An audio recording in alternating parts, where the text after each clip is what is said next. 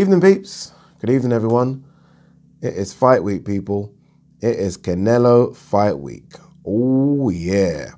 I can't wait for this one. Canelo versus Caliplan for all the marbles at 168 pounds goes down in the early hours of Sunday morning. And you know we're doing a live watch along for this one. We are not missing this. The pound for pound king, featherweight world champion, Canelo has only lost just the once to Floyd Mayweather. And that feels like a lifetime ago against Caleb Plant, the unbeaten Caleb Plant, the IBF champion. And he's got a belt that Canelo wants. And I think Canelo's going to get it. But we're going to talk about that. We're going to get to it. Let me not jump. I'm jumping a little bit. The live watch along, look, I'm not too fussed about the undercard. I mean, I started a bit early for Fury Wilder because I thought the undercard was pretty good. Some good fights on it, some good names on it. There's not much on this undercard. That being said, I do think there's a lot to talk about in the lead up to the fight. So I think the ring walk's around 4:35. If it's 4:30, we'll start the live watch along from 3 o'clock. If it's 5, we'll start the live watch along from 3:30. But it's going to be at least 2.5 hours of fun. You know it's always fun when I do the live watch along. So I'll let you guys know as soon as I know. But we're definitely 110% doing the live watch along, for this one, because this is an elite fight. This is what we want in boxing, right? This is an undisputed fight. Canelo is looking to clean up the 168-pound division in less than a year. You heard me right, in less than a year. Let's not forget, when he fought Callum Smith, that was for the vacant WBC super middleweight belt and Callum Smith's WBA belt. Then he had that fight with Yildirim. Then he bust up Billy Joe Saunders for the WBO, and now he wants Caleb Plant's IBF. And you look at the press conference, and it was fiery between these two. It could be a fun fight. It really could. For Caleb Plant, this is a step up of epic proportions. Epic proportions. I was actually watching his fight against, I'm going to butcher this guy's name, Uzkatagui, I think that's how you pronounce his name, where Caleb Plant put him down twice, but then he tied in the second half of that fight badly. And if it wasn't for the knockdowns, I know that's silly to say, but if it wasn't for the knockdowns, you could score that fight a draw. Honestly, Caleb Plant won the first half of the fight. Uzkatagui won the second half, and Caleb Plant was working off the ropes and getting caught. He got a cut over his eye in the fourth round. His nose got bust up a little bit, and he was very, very tired. But look, credit to him, because going into that fight, he wasn't favourite to win. Not many people knew about Caleb Plant, going into that fight. I mean, hardcore boxing fans, but the casual fans didn't really know about him. So look, he got that win. Since then, he's fought the likes of Mike Lee, fought Caleb Truax. I'm sorry. I mean, there are levels to boxing, and no disrespect to the likes of Caleb Truax, who's a former world champion himself, came over here and beat James DeGale at the Copper Box. But yeah, that ain't nothing like a Canelo. It really isn't. I mean, Canelo's hit list now is just ridiculous. Honestly, it's just absolutely ridiculous. And we are watching, and we're lucky and privileged to watch an all-time great.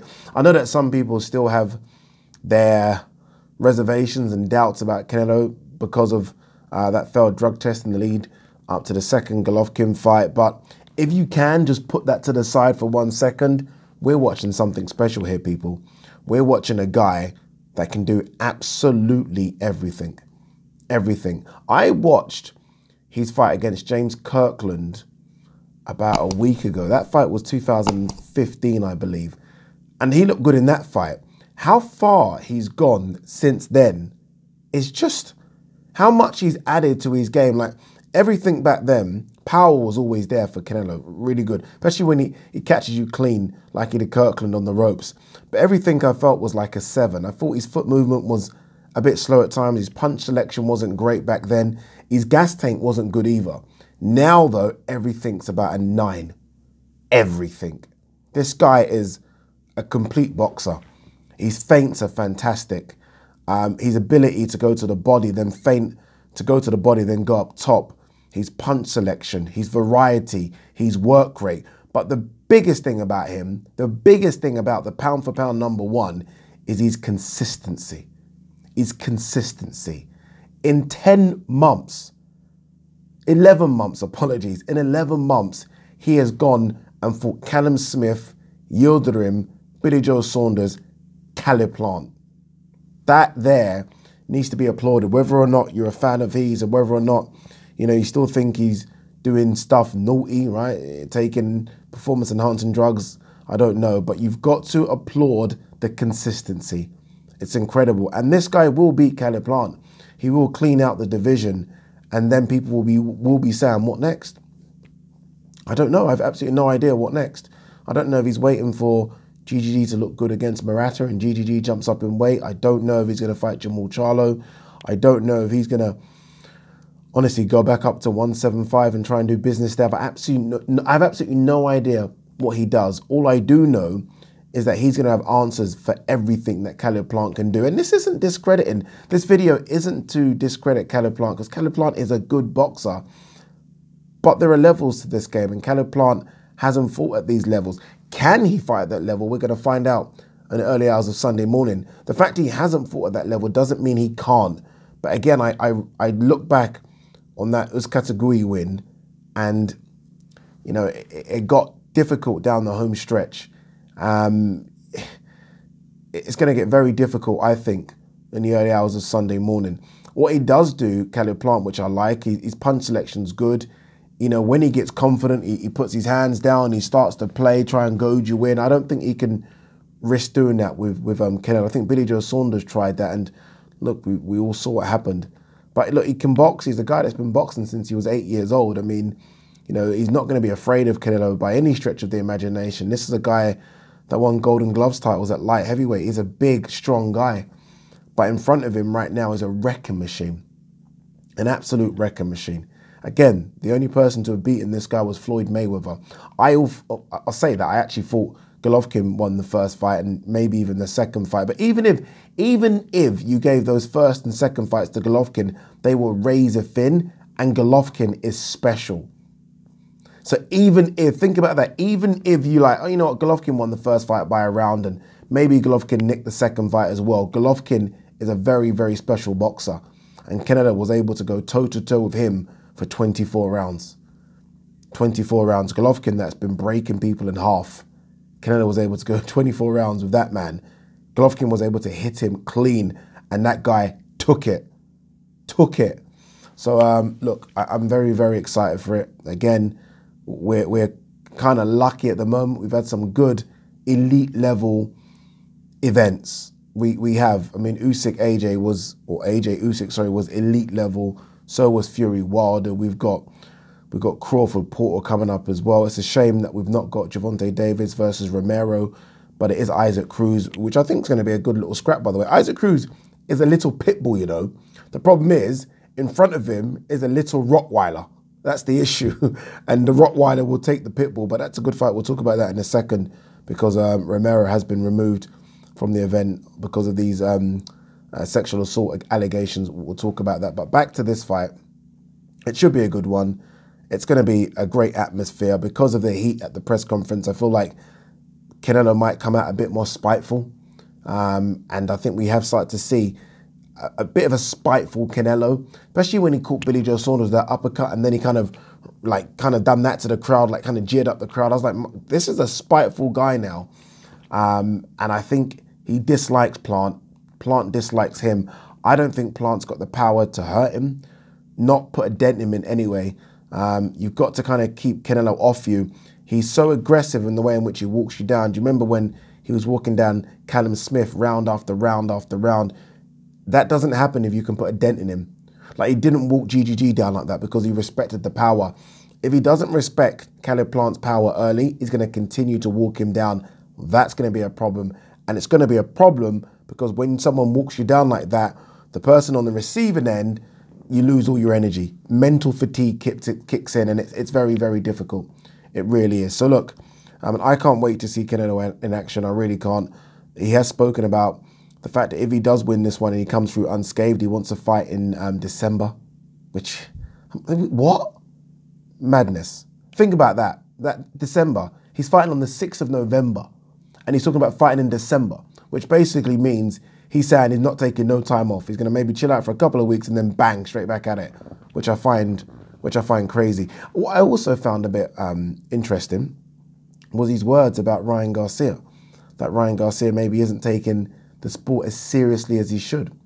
I found that very interesting, especially when you consider they're in the same camp. Don't get me wrong, Canelo's the head honcho of that camp, but that's interesting because a lot of people stateside have given Ryan Garcia a bit of stick for the recent, the pullouts, and obviously there was the mental health or depression in the summer when he was supposed to fight. And I think the way in which Canelo's framed what he said would seem to me there's a bit more than that. There's a few more issues behind the scenes with Ryan Garcia. But yeah, we'll touch on that another time. But look, very, very excited. Again, we are doing the live watch along. I don't know who is picking Caleb Plant to win. I haven't seen anyone pick Caleb Plant to win. And again, this isn't disrespecting Caleb Plant. It's just because people think Canelo is that good.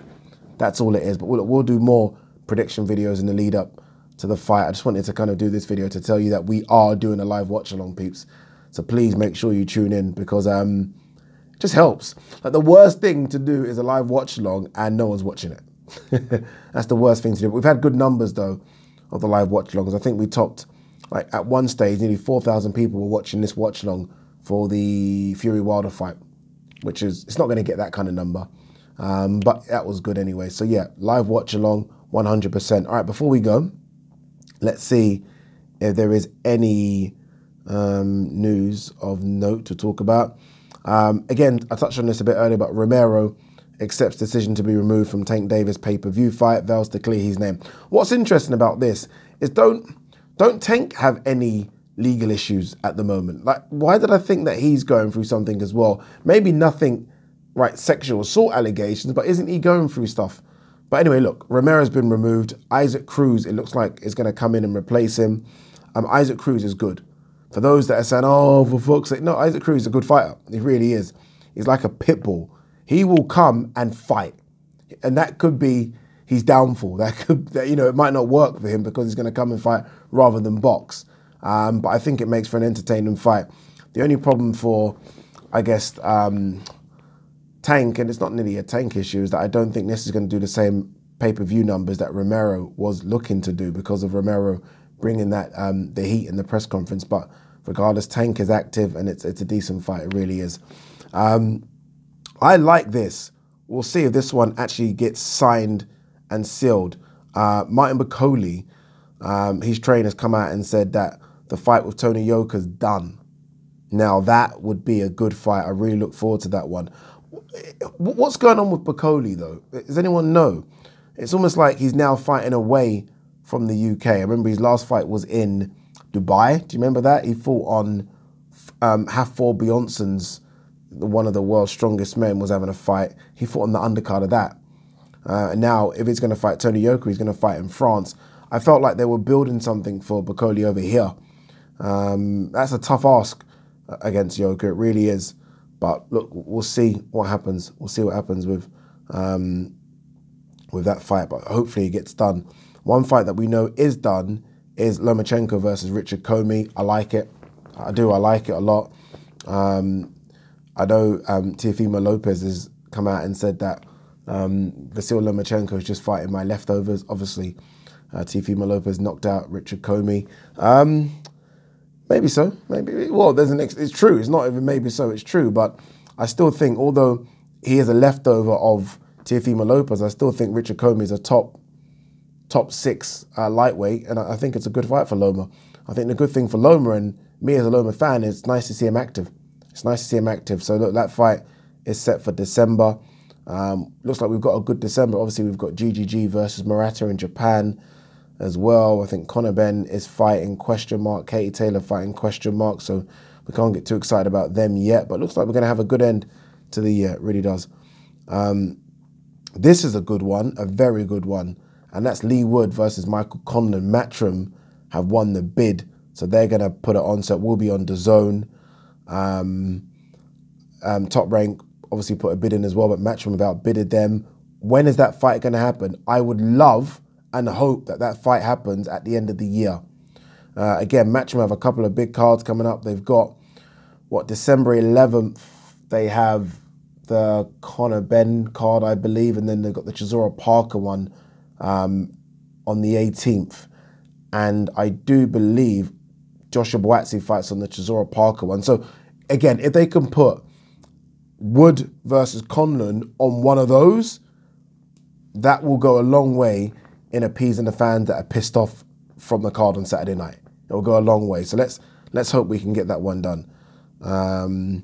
Who's this? Florian Marcoux versus Jorik Luceto added to the Reactpor Duradollar Sky card. I didn't even know that Florian Marcoux was not fighting on the Zone anymore. I didn't even know he was fighting on Sky. I think that's a bit of an issue for that one, if I'm honest with you. I think Sky, I think the Zone have missed out because I think Florian Marcoux is exciting. Who is this Jorik Luceto that he's fighting? He's from France. He's 11-2. His last time out, he fought a guy that was 4-9. He lost to a guy that was 5-2. Before that, he fought a guy that was 6-33. This is a step down, isn't it, from him fighting Maxim Prodan? Let's be honest, this is a massive step down from Prodan, who was unbeaten. You can't go from fighting Prodan to fighting Luceto. You can't. No one's going to convince me you can. You can't. What else have we got here? 2 secs. Just seeing if there's anything else. I don't think there is. By the way, if I think I mentioned this the other day, I think, if Tommy Fury loses to Jake Paul, vanish. If Tommy, I'll repeat myself, if Tommy Fury loses to Jake Paul, retire.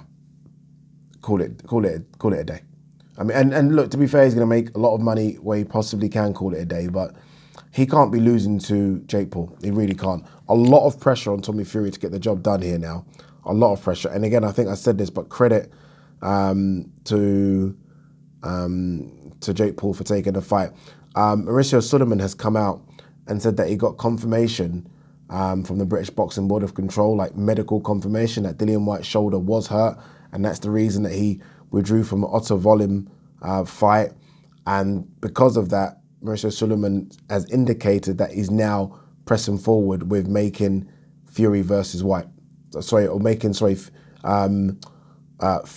mandated to fight Dillian Whyte for the WBC belt. So that fight looks like it will happen, people.